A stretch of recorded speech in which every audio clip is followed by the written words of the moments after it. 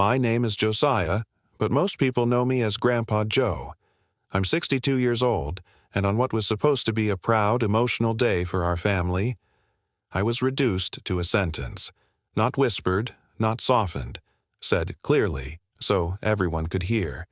She smiled first, then she said it. He was just my youthful mistake. In that moment, I didn't lose my temper. I lost something else.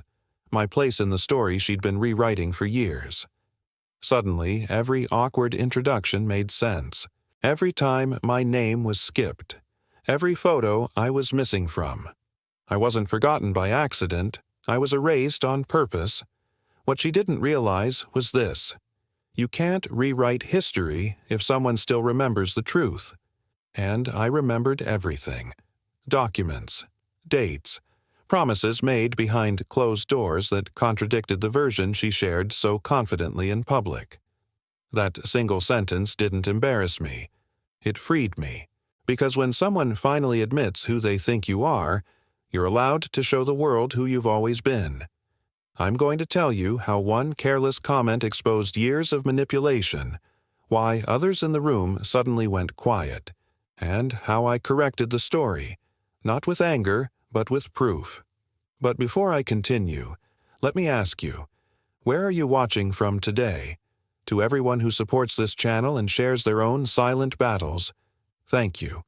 Your voices matter more than you know. And if this is your first time here, don't forget to like, subscribe, and turn on notifications. This isn't just a channel, it's where truth gets its seat back at the table. Now, let me tell you how I corrected the record and why she never said my name that way again. I came home early. That's the detail that changed everything. If I'd stayed at my nephew Andrew's graduation party just 30 minutes longer, I never would have heard it. I'd still be living in the story Marilyn had written for me, the one where I was content, oblivious, and grateful just to be included. But I had a migraine, the kind that makes light feel like knives. So I left early, drove the 20 minutes back to our house in silence, and walked through the side door into the kitchen. That's when I heard her voice.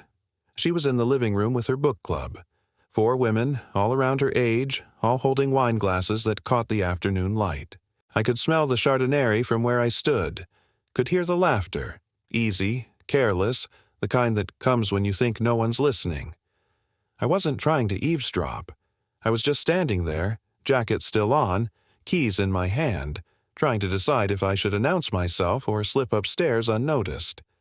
Then I heard my name. Josiah. One of the women, I think it was Sandra, said it like a question. You two have been together, what, 40 years? 37, Marilyn corrected. Her voice was light, almost amused. We got married young. Too young, if I'm being honest. There was a pause. I should have walked away, but I didn't. If you could do it over again, another voice asked, would you? Marilyn laughed. Not a bitter laugh, not even a sad one. Just casual, like she was talking about a meal she'd ordered once and regretted. No, she said. Probably not. Josiah was my youthful mistake. I just stayed. The room went quiet for a second. Then someone said, "Oh, Marilyn," in that sympathetic tone people use when they think you've been brave enough to admit something painful. But Marilyn wasn't done. Don't get me wrong, she continued. He's a good man, reliable, but I gave up so much to make it work. I could have gone to college, could have traveled, could have had a completely different life. Instead, I got pregnant and, well, you know how it goes. I didn't hear the rest. I backed out of the kitchen, quietly, carefully, and walked out the side door I'd just come through. I got in my car, drove to the empty parking lot behind the old community center where we used to take the kids when they were small. And I sat there for 3 hours. I didn't cry. I didn't rage. I just sat. Because what do you do when you realize you've been erased? Not left. Not divorced. Erased. Rewritten as the obstacle in someone else's origin story. The weight they carried. The mistake they corrected by staying. We'd been married for 37 years. I gave up a scholarship to state when she got pregnant at 23. Stayed in our hometown. Took a job in construction because it paid better than anything else I was qualified for. Worked my way up, started my own small firm, built the kind of life where our kids never had to worry about money. Marilyn went to real estate school when the kids were in middle school. She was good at it. Really good. Over the years, she became one of the top agents in the county. I was proud of her. I told everyone. I showed up to her awards dinners. I smiled in the photos. I thought we were solid. Not passionate, maybe. Not like the early years, but solid. Comfortable. The kind of marriage that doesn't need fireworks because it's built on something deeper. Apparently, I was wrong. She wasn't comfortable. She was resigned. And at some point, without telling me, she decided I was the reason her life hadn't turned out the way she wanted. I drove home after dark, let myself in through the front door this time. Marilyn was in the kitchen, cleaning wine glasses. "Hey," she said, glancing up. "How was Andrew's party?" "Good," I said. "He's excited about college." "That's great," she smiled, turned back to the sink. I stood there for a moment, watching her, wondering if she felt any guilt, any shame, wondering if she even remembered what she'd said. She didn't. Because to her, it wasn't cruel. It was just true. I went upstairs, got into bed, lay there in the dark, staring at the ceiling, and for the first time in 37 years, I felt like a stranger in my own life. But here's the thing about being a stranger. Strangers can disappear, and maybe that's what she wanted. So I decided to give her exactly that. But on my terms. You don't tear down a house by screaming at it. You study the foundation, find the cracks. Then you remove one support beam at a time until it collapses on its own. Marilyn taught me that. She just never thought I was paying attention. The morning after I heard her call me her youthful mistake, I woke up early, made coffee, sat at the kitchen table with my laptop while Marilyn slept upstairs. I wasn't angry anymore. Anger is loud, messy. What I felt was colder, clearer. I opened our shared banking app, started scrolling. We had 3 joint accounts, 1 checking, 1 savings, 1 investment account we'd started 20 years ago for retirement. Or so I thought, because as I scrolled, I noticed something strange. Transfers, small ones, 200 here, 500 there, always on the first of the month, always going to an account I didn't recognize. I clicked on the transaction details. The account name, M. Hartwell Personal Holdings, Marilyn's maiden name. I sat back, stared at the screen. She had a separate account, one I'd never heard of, and she'd been moving money into it, our money, for years. I opened a new tab, logged into our investment account. Same thing, quarterly transfers, always listed as portfolio adjustments, always moving money into funds under her name only. My hands were shaking now, not from rage, from clarity. She wasn't just rewriting history, she was preparing for it. I grabbed my phone, dialed Andrew, my nephew, the one who'd just graduated. He was starting a job at a financial consulting firm in the fall, and he'd been helping me understand some of our retirement options. "Uncle Joe?" He sounded groggy. It was barely 7 a.m. "Everything okay?" "I need your help," I said. "Can you look at something for me?" An hour later, Andrew was sitting at my kitchen table, laptop open, scrolling through the documents I'd printed. His face went pale. "Uncle Joe," he said slowly, "do you know what this is?" "You tell me." He exhaled, ran a hand through his hair. "This is. She's been separating assets, quietly, for at least 5 years, maybe longer. Look." He pointed at the screen.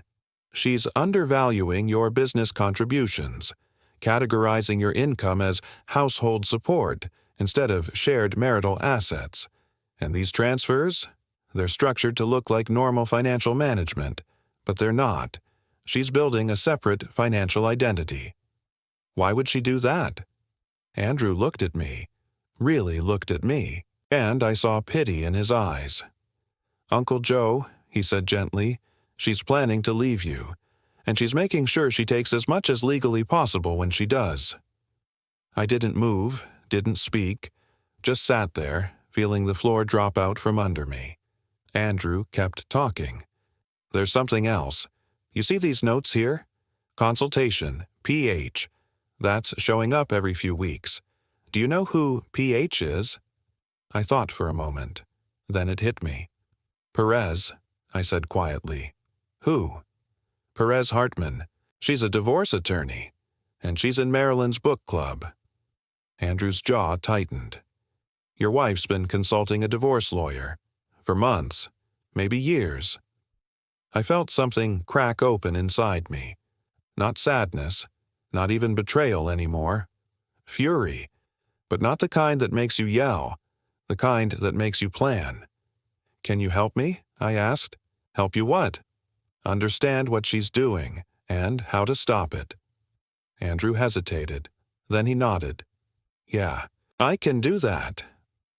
Over the next 2 weeks, Andrew and I worked in secret. We documented everything. Every transfer, every undervaluation, every meeting with PH that showed up on Marilyn's calendar, the one that synced to our shared tablet, the one she'd forgotten to turn off. We found emails, messages to Perez where Marilyn described me as passive, unambitious, just there, where she talked about how much of her money had gone into his business, how she deserved more because she'd carried the financial load for years. It was all lies. I built that business from nothing. Every client, every contract, every dollar that came through that door was because I worked 70-hour weeks while she built her real estate career on the foundation I provided. But she'd rewritten it, made herself the hero, made me the burden, and Perez had believed her. I didn't confront Marilyn. Not yet. Instead, I played my role, the oblivious husband, the reliable, passive man she'd described in her emails. I smiled at dinner, asked about her day, watched TV beside her at night, and every day I gathered more evidence. Because here's what Marilyn didn't understand. I'd been a builder my whole life. I knew how to see a structure from the inside. I knew where the weight was, and I knew exactly which beam to pull. One morning, Marilyn came downstairs dressed for a meeting. Hair done, professional smile. "Where are you headed?" I asked casually. "Oh, just a client lunch," she said. "I'll be back this afternoon." I watched her leave, watched her car pull out of the driveway. Then I checked the shared calendar. P, final strategy session. I smiled, because Marilyn thought I was too simple to see it, too loyal to question it, too old to fight back. But I'd been underestimated my entire life. And the beautiful thing about being invisible? You see everything. I started following my wife's calendar. Not physically, I'm not a stalker, but her phone synced to our shared tablet, and she never thought to turn that off. Appointments with P 3 times a week. Dinners, brunches, late meetings labeled strategy. And then I saw it. P, final strategy session. 2 p.m., Thursday. That was 2 days away. I sat in my workshop that night surrounded by sawdust and half-finished projects and made a decision. I needed to know exactly who Perez Hartman was, not just as Marilyn's attorney, but as a person. Because if I was going to dismantle what they'd built together, I needed to understand the architect. The next morning, I did something I hadn't done in years. I put on a suit. There was a community fundraiser that evening at the Riverside Hotel, one of those charity auctions where local businesses donate items and everyone pretends the rubber chicken dinner is worth $100 a plate. Marilyn had mentioned it weeks ago, said she couldn't attend because of a work conflict. But I knew better now. I bought a ticket, showed up alone, and within 20 minutes, I spotted her. Perez Hartman was exactly what I expected. Mid-50s, tailored blazer, confidence that filled the room before she even spoke. She was standing near the bar, laughing with a small group, wine glass in hand. I approached slowly, casually. Perez Hartman, I said, extending my hand. Josiah, Marilyn's husband. Her smile didn't falter, but something flickered behind her eyes. Surprise, maybe, or calculation.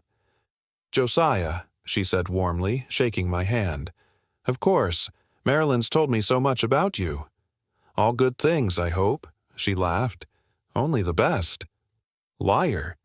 We talked for 10 minutes. Small talk, mostly. I mentioned my construction business, the projects I'd worked on, how I'd built our home from the ground up 30 years ago, how I'd helped finance Marilyn's real estate career when she was just starting out. I watched Perez's face carefully. She was good, professional, but I could see the gears turning, because Marilyn had told her a different story, one where I was passive, uninvolved, a man who coasted on his wife's success. And now, here I was, in a tailored suit, talking about contracts and business growth and long-term financial planning. I wasn't the man she'd been preparing to dismantle. Well, Perez said after a pause, it sounds like you've built quite a life together. We have, I said, 37 years. You don't make it that long without communication, documentation, mutual respect. I let that word hang in the air. Documentation. Perez's smile tightened just slightly. I should get back to my table, I said, but it was great to finally meet you. Marilyn speaks so highly of you. Likewise, she said. I walked away, didn't look back, but I knew she was watching me, and I knew that the second she got home, she'd be calling Marilyn. I got home late that night. Marilyn was already in bed, reading. How was your evening? She asked without looking up. Quiet, I said. Just did some work in the shop. She nodded, turned a page. I got into bed beside her, stared at the ceiling, and waited.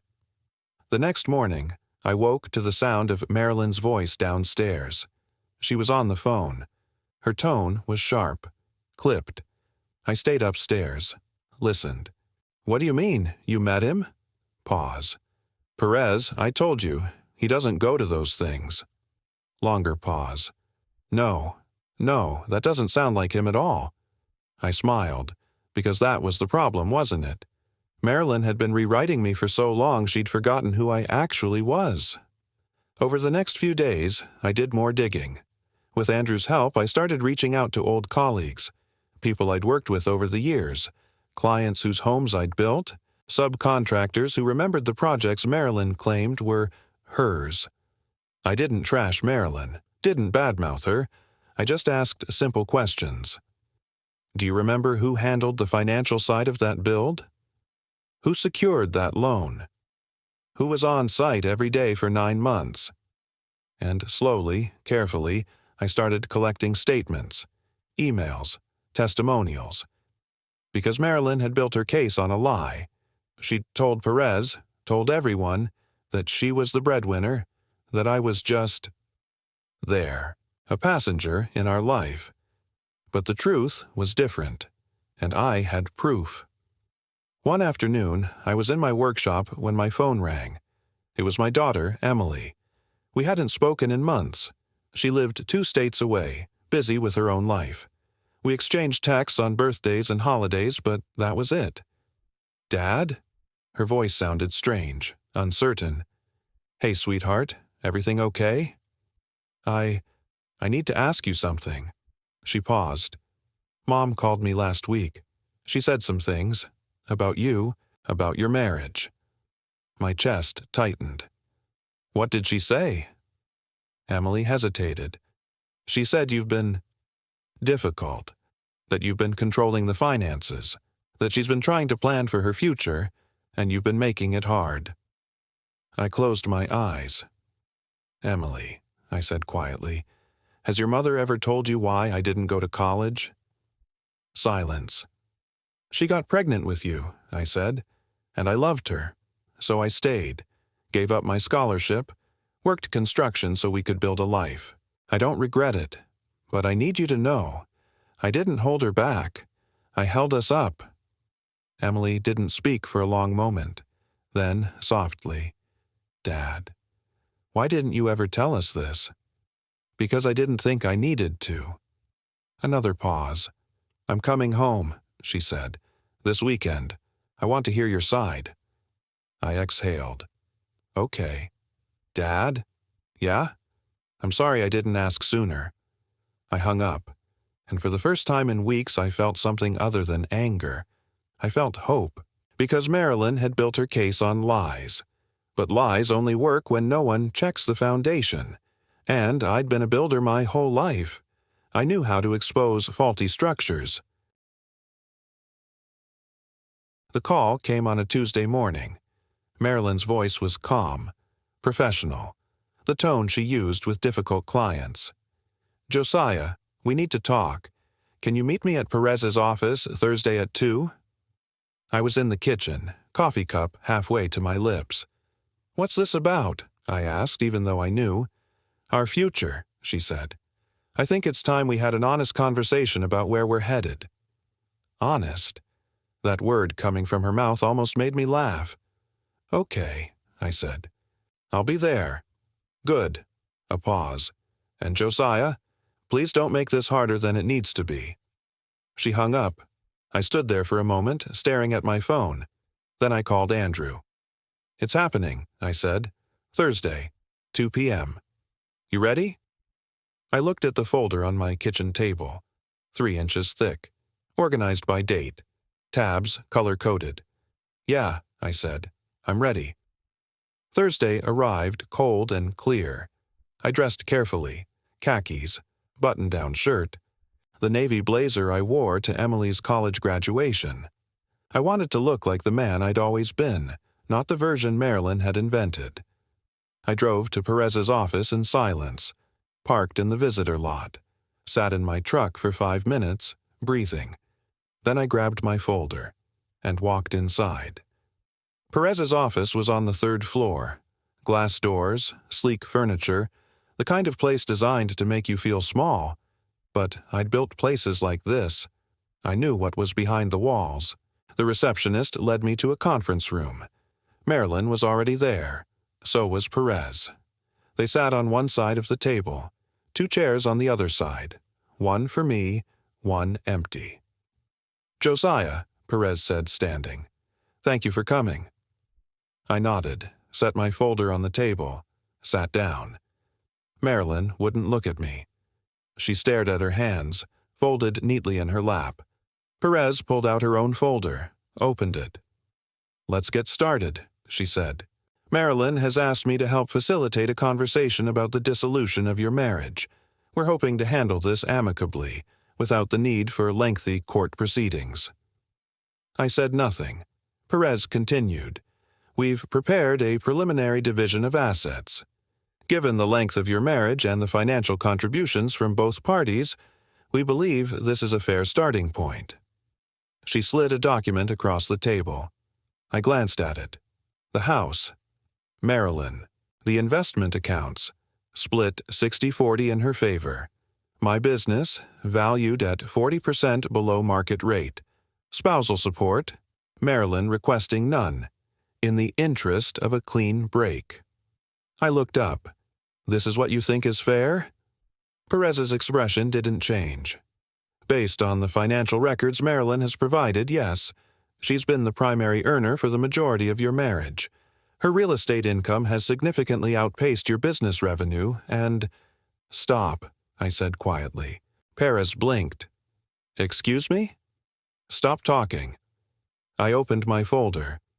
"For the past 3 weeks," I said, "I've been doing some homework, and I found some interesting things." I pulled out the first document, slid it across the table. "This is a record of every deposit into our joint accounts from 2005 to present. Color-coded. Blue is my business income. Red is Marilyn's real estate commissions." Perez leaned forward, studied it. Her face changed. "As you can see," I continued, "until 2015, my income was equal to or greater than Marilyn's. After 2015, hers increased, but so did our shared expenses. Expenses I covered, The kids' college tuition, the house renovation, the new cars. I pulled out another document. This is a list of every major purchase we've made in the last 20 years. Next to each purchase, I've noted who paid for it. Me. Almost every time. Marilyn finally looked up. Her face was pale. Josiah, I'm not done. I pulled out a third document. This is a series of emails between Marilyn and you, Perez. In them, Marilyn describes me as financially passive, as someone who coasted on her success. Perez's jaw tightened. But here's the thing, I said. I didn't coast. I built. I built the life she's now trying to claim as solely hers. I pulled out the final stack of papers. These are signed statements from contractors, clients, and business partners, all of them confirming that I was the one who secured loans, managed projects, grew the business from nothing. I looked at Perez. Marilyn lied to you, and you believed her. The room was silent. Perez cleared her throat. Mr. Josiah, this is unexpected. We'll need time to review. You'll need time to realize your client misrepresented the facts, I said, and that any settlement based on those facts is void. Marilyn's hands were shaking now. I'll agree to a divorce, I said, but on fair terms, terms that acknowledge what I contributed, what I sacrificed, what I built. I stood. You have 1 week to revise this proposal. If I don't see a fair offer by then, we go to court, and I bring all of this with me. I walked toward the door, then stopped, turned back. Marilyn. She looked up, tears in her eyes. You called me your youthful mistake, I said quietly. You told your friends I was the reason your life didn't turn out the way you wanted, but the truth is, I was the reason it turned out at all. Her face crumpled, and for the first time in months I felt something shift. Not rage, pity. I hope you figure out what you actually want, I said, because it was never me. I left, walked out into the cold afternoon, got in my truck, and drove home. The divorce was finalized on a Tuesday. I signed the papers in a quiet office with no drama, no tears. Marilyn got the house. She'd always loved that house more than I did anyway. I got a fair settlement. My business, properly valued. Half of everything we'd actually built together. Most importantly, I got my dignity back. But walking out into the parking lot that afternoon, keys to my truck in hand, I realized something that terrified me more than anything Marilyn had ever said. I had no idea who I was without her. For 37 years, I'd been Marilyn's husband, someone's father, someone's uncle, someone's business partner. But who was Josiah? I didn't know anymore. I moved into a small apartment downtown. Second floor, big windows. Nothing fancy, but it was mine. Every piece of furniture I chose, every picture I hung, every decision, no compromise, no negotiation. It should have felt liberating. Instead, it felt lonely. Andrew called me one evening, about 3 weeks after I'd moved in. Uncle Joe, you doing okay? Yeah, I lied, just adjusting. Listen, he said carefully, there's this group I've been going to. It's for people going through major life transitions, divorce, career changes, that kind of thing. I started going after my dad died and it helped. Would you want to come? Just once. I almost said no, but something in his voice, concern, maybe, or hope, made me pause. Okay, I said. Once. The group met in the basement of a community center on Thursday evenings. 12 people sitting in a circle. Coffee and store-brand cookies on a folding table. Everything about it screamed generic support group. But when people started talking, something shifted. A woman in her 50s had just lost her job of 23 years. A man in his 40s was rebuilding after his wife left him for his best friend. A younger guy, maybe 30, was learning to walk again after a car accident. Everyone was starting over. Everyone was terrified. When it was my turn, I kept it simple. My name's Josiah. I'm 62. Just got divorced after 37 years. And I don't know what I'm supposed to do now." An older woman across the circle nodded. "Welcome to the club," she said with a sad smile. After the meeting, a woman approached me. Mid-50s, sharp eyes, gray streaking through her dark hair. "First time?" she asked. "That obvious?" She laughed. "You've got that look, like you're waiting for permission to leave." "Is it that bad?" "No," she said. "It's actually worse. But it gets better. I'm Clara, by the way. Josiah. Coffee?" She gestured toward a diner across the street. I hesitated, then nodded. We sat in a booth by the window, ordered coffee, talked about nothing for a while, the weather, the terrible cookies at the meeting, how weird it felt to introduce yourself as divorced. Then Clara said, "Can I tell you something?" "Sure." "You spent 37 years being someone's mistake. Don't spend the next 30 being your own." I looked at her. "What do you mean?" "I mean, don't sit around waiting for your life to start again. Start it. Do the things you put off. Take the trips you never took. Be selfish for once." "I don't know if I know how to do that." Clara smiled. "Then learn. You're 62, not dead." Over the next few months, something strange happened. I started living. I joined a woodworking class at the community college, started building furniture. Not for clients, not for money. Just for me. A bookshelf, a coffee table, a rocking chair I'd always wanted to make but never had time for. I took a weekend trip to the coast, walked on the beach alone, watched the sunset without checking my phone.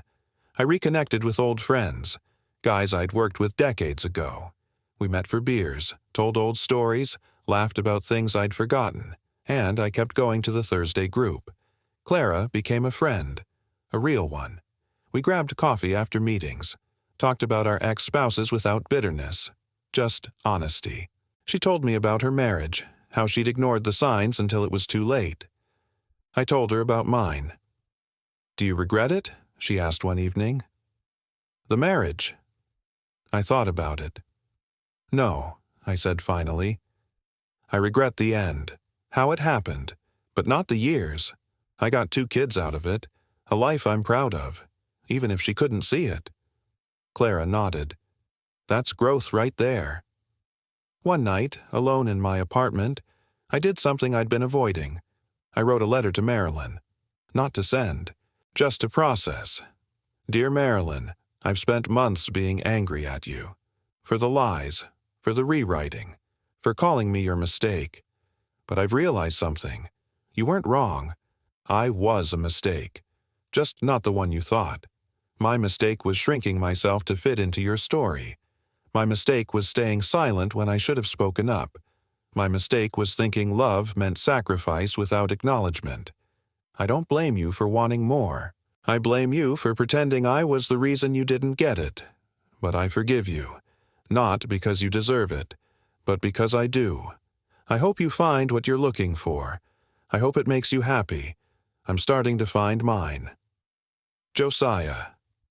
I folded the letter, put it in a drawer, and let it go. 3 months after the divorce, my phone rang. It was Emily. "Dad, you busy?" "Never too busy for you, sweetheart. I've been going through some old boxes. Found letters you wrote to Mom when I was born. And photos. So many photos." Her voice cracked. "Dad, I never realized how much you gave up for us. For her. I'm so sorry I didn't see it sooner." I closed my eyes, felt tears I'd been holding back for months. "You don't need to apologize," I said. "You were a kid. It wasn't your job to see." "I see it now," she said, "and I want you to know. I'm proud of you, for standing up for yourself, for starting over." "Thank you, Em. That means everything." After we hung up, I sat in my workshop, surrounded by sawdust and half-finished projects, and smiled, because revenge was supposed to feel like victory. But it didn't. It felt like closure, and maybe that was better, because victory ends. Closure lets you begin again. A year later, I'm standing in the doorway of my new workshop, sawdust on my hands, sunlight streaming through the windows. I'm building a table. Oak. Hand-carved. The kind of work I used to do before I became too busy being useful to someone else. And, for the first time in decades, I feel like me. My business is thriving. I took on a partner, Andrew's son, Marcus, fresh out of college with ideas I never would have thought of.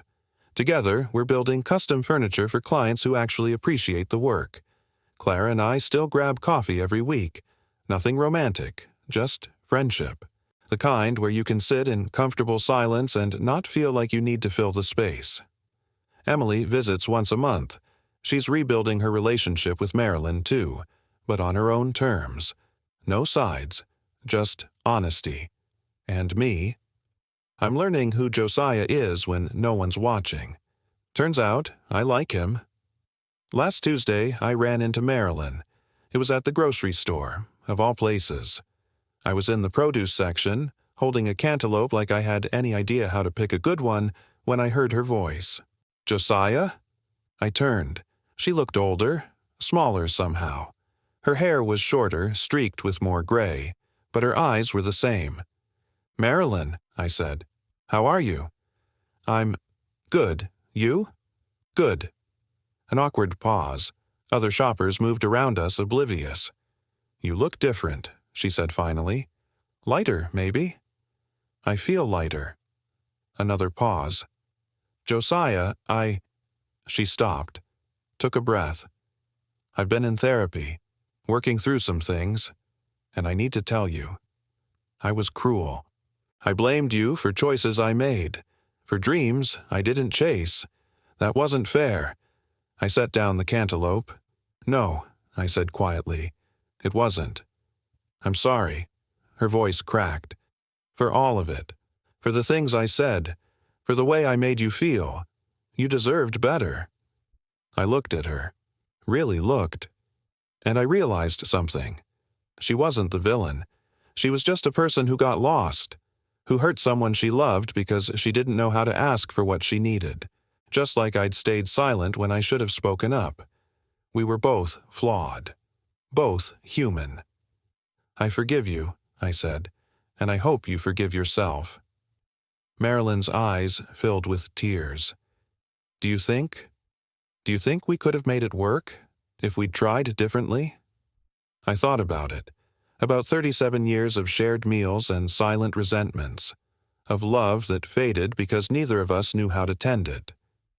"Maybe," I said, "but we didn't, and that's okay. We gave each other what we could. It just wasn't enough." She nodded, wiped her eyes. "You look happy," she said. "I am." "I'm glad." She picked up her basket, started to walk away, then stopped. "Josiah." "Yeah?" "Thank you for everything you did. I see it now. I really do." I smiled. "Take care of yourself, Marilyn." "You too." And she was gone. I stood there for a moment, holding that ridiculous cantaloupe, feeling something I hadn't expected. Peace. That evening, I finished the table. It's for Emily. A wedding gift. She's getting married next spring. I carved an inscription underneath, where only she'll see it. Built with love, patience, and second chances. Because that's what life is, isn't it? A series of second chances. Mistakes we correct. Stories we rewrite, not to erase the past, but to honor it honestly. Marilyn called me her youthful mistake. Maybe I was, but mistakes can be corrected. And I spent the last year correcting mine, not by tearing her down, but by building myself back up. I'm 63 now. I've got gray hair, achy knees, and a workshop that smells like cedar and hope. And you know what? I wouldn't change a thing, because I'm not someone's mistake anymore. I'm not someone's burden. I'm Josiah, and that's enough. And that's Josiah's story. Not the revenge tale you expected, but maybe the one you needed. If this story touched you, moved you, or made you think about your own life differently, share it with someone who needs to hear it. Subscribe for more stories about real people, real pain, and real resilience. And drop a comment below. What would you have done in Josiah's place? What second chances are you giving yourself? Let's talk, because the best stories aren't just told, they're lived. Thank you for being here from beginning to end. You're not just viewers. You're part of this journey. Until the next story, take care of yourselves. You matter more than you know.